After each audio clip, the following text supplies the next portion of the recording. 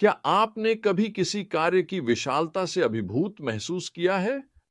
आज हम इस्राएल के इतिहास के एक महत्वपूर्ण क्षण का अन्वेषण करेंगे, जो हमें नेतृत्व, उत्तराधिकार और परमेश्वर की प्रतिज्ञाओं को पूरा करने में विश्वास व आज्ञाकारिता के महत्व पर शक्तिशाली सबक सिखाता है।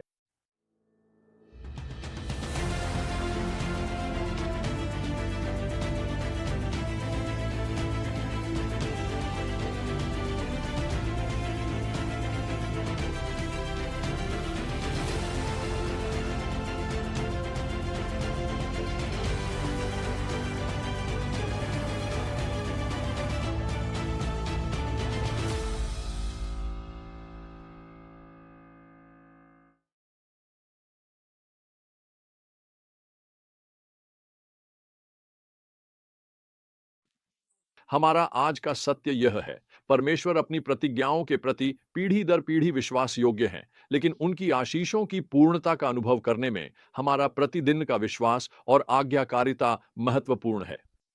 हम गिनती के अध्यायों 26, 27, 31, 32 और व्यवस्था विवरण 3 और 29 के कुछ अंशों में उतर रहे हैं। ये शास्त्र इस्राएल की एक जीवंत तस्वीर प्रस्तुत करते हैं जब वे प्रतिज्ञात देश में प्रवेश की कगार पर हैं, जिसमें चुनौतियां और अवसर शामिल हैं। कहानी जनगणना से शुरू होती है। गिनती 26 हमें बताता है कि युद्ध के योग्य पुरुषों की संख्या 6 खासों 1 और 730 थी।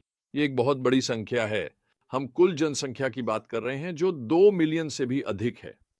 क्या आप कल्पना कर सकते हैं कि मूसा पर कितनी बड़ी जिम्मेदारी थी जब वे इस विशाल समूह को जंगल से ले जा रहे थे?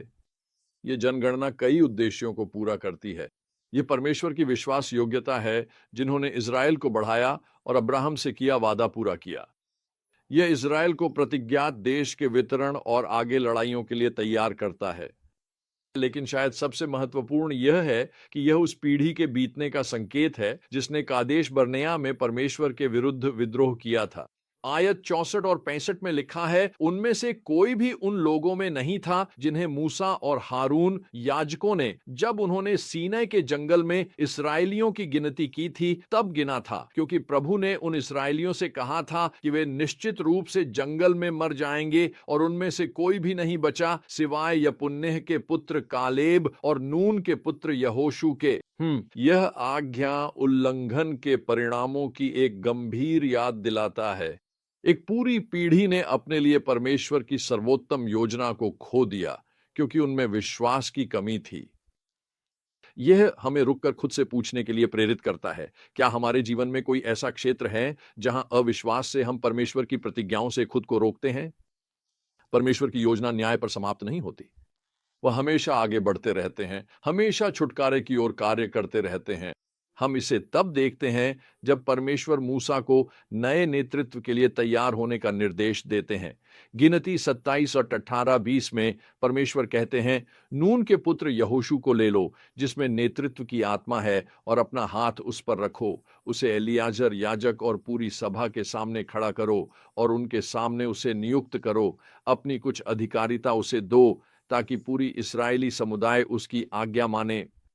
अब यह जिम्मेदारी सौंपना बहुत महत्वपूर्ण है। मूसा, वह महान नेता जिन्होंने इस्राएल को मिस्र से बाहर निकाला, वही उन्हें प्रतिज्ञात देश में नहीं ले जाएंगे।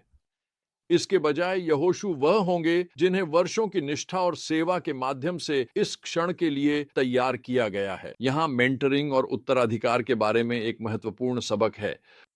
मूसा अपने पद से चिपके नहीं रहते, बल्कि अगली पीढ़ी के नेतृत्व को स्वेच्छा से सशक्त बनाते हैं।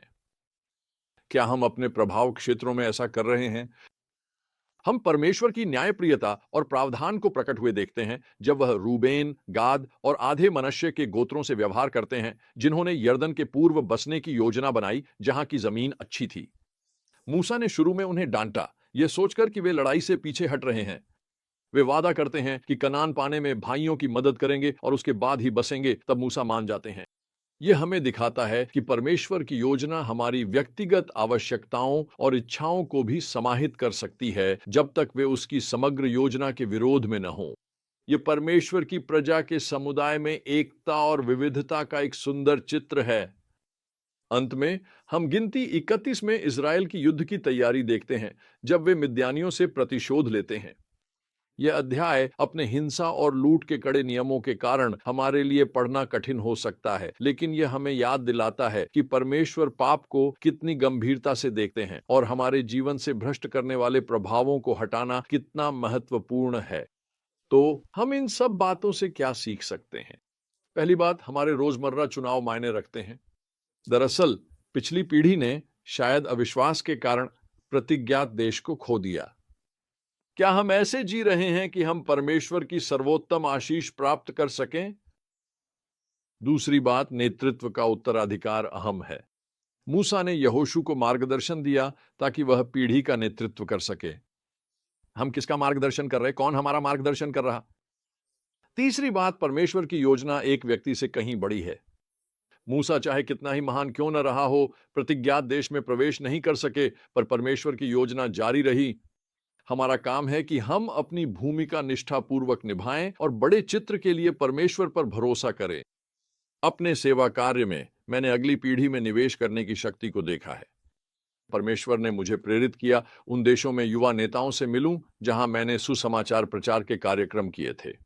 मैंने स्थानीय नेताओं से कहा कि वे 12 युवा नेताओं को इकट्ठा करें जिनके दिल में सुसमाचार प्रचार का जुनून हो। मैंने उन्हें परमेश्वर के साथ चलने और दूसरों से मसीह साझा करना सिखाया। उन बैठकों का फल अद्भुत रहा है, क्योंकि उन युवा नेताओं में से कईयों ने राष्ट्रीय ही नहीं, अंतर्राष्ट्रीय स्तर पर भी महत्वपूर्ण प्रभाव डाला है। उन्होंने उन लोगों तक पहुंच बनाई जिन तक मैं नहीं पहुंच पाता। मैं आपको चुनौती देता हूं, क्या ऐसे क्षेत्र हैं जहां आपको छोड़कर दूसरों को परमेश्वर का कार्य करने के लिए तैयार करना चाहिए? आप परमेश्वर की योजना की बड़ी तस्वीर में कैसे योगदान दे सकते हैं? याद रखिए, जो परमेश्वर इज़राइल के प्रति विश्वास योग्य था, वही आज आपके प्रति विश्वास योग्य है। उस पर भरोसा करें, आज्ञाकारिता में आगे बढ़ें और उसकी चलती हुई उद्धार की योजना का हिस्सा बनें।